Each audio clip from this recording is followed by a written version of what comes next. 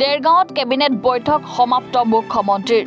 cabinet বৈঠকৰ অন্তত মুখ্যমন্ত্ৰী হিমন্ত বিশ্ব শৰ্মাৰ সংবাদমেল সম্বোধন 20 মে মঙলবাৰে দেৰগাঁও লাচিত বৰফুকন পুলিচ একাডেমীৰ কনভাৰ্চেচনেল হলত মুখ্যমন্ত্ৰীৰ উপস্থিতিত আৰক্ষী অধীক্ষক সন্মিলন অনুষ্ঠিত হয় আৰু আজি বুধবাৰে ঠিক একে স্থানতে পুৱা 10 বজাৰ পৰা অসম চৰকাৰৰ মন্ত্ৰীসভাৰ বৈঠক অনুষ্ঠিত হয় কেবিনেট বৈঠক সমাপ্ত হোৱাৰ পাছত সংবাদমেল সম্বোধন কৰে মুখ্যমন্ত্ৰী হিমন্ত বিশ্ব শৰ্মাই সংবাদমেল যোগে বহুকেইটা কথা কয় টুৰিজিম সেক্টৰত কেইবাটা নতুন বিষয় আনিছিলোঁ যদিও বিশেষকৈ আমাৰ ৱাটাৰ টুৰিজিমে হওক বা ৰুৰেল টুৰিজিমে হওক বিভিন্ন ধৰণৰ আমি যেনেকৈ ৱাটাৰ টুৰিজিম আমি নতুনকৈ ব্ৰহ্মপুত্ৰ কাৰ্নিভেলৰ জৰিয়তে আমি আৰম্ভ কৰিছোঁ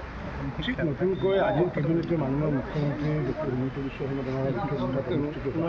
আজি নতুনকৈ এটা আমাৰ টুৰিজিমৰ চেক্টৰ আমাৰ আৰম্ভ হ'ল সেইটো হৈছে কনচাৰ্ট টুৰিজিম আৰু এই কনচাৰ্ট টুৰিজিমটো ইতিমধ্যে মাননীয় মুখ্যমন্ত্ৰীয়ে অভিনন্দন জনোৱা নহয় ইতিমধ্যে 8 ডিচেম্বৰ এই তাৰিখে ঘোষণা কৰিছে যাৰ কাৰণে আমি অত্যন্ত আমি সুখী কাৰণ কিয় যিহেতু আমাৰ বিভিন্ন অন্য ৰাজ্যলৈ গুচি যায় কাৰণ কি ইণ্টাৰনেশ্যনেলি ৰেপুটেড যি কনচাৰ্ট সেই কনচাৰ্টৰ অনুষ্ঠান আমি অসমত নপঠাৰ বাবে মেঘালয় হওক বা অৰুণাচলে হওক বা নাগালেণ্ডে হওক তেনেকৈ তেনেকৈ বিভিন্ন ধৰণৰ টুৰিষ্টৰ ফ্ল'টো হয় যদিও আমাৰ টুৰিষ্টৰ ফ্ল'টো যদিও ভাল পূৰ্বৰ তুলনাত তেতিয়া প্ৰায় 24,000 ফৰেইন টুৰিষ্ট আমাৰ অসমত আহিছে আৰু প্ৰায়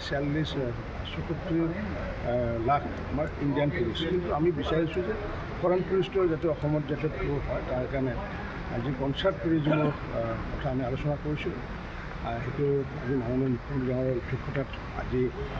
অনুমোদন জনোৱা হৈছে মই ভাবোঁ ইণ্টাৰনেশ্যনেলি মই ভাবোঁ যে কনচাৰ্ট যেতিয়া ফেষ্টিভেল আৰম্ভ হ'ব বা টুৰিজিম আৰম্ভ হ'ব মই ভাবোঁ যে মিনিমাম অন্ততঃ 10,000 আমি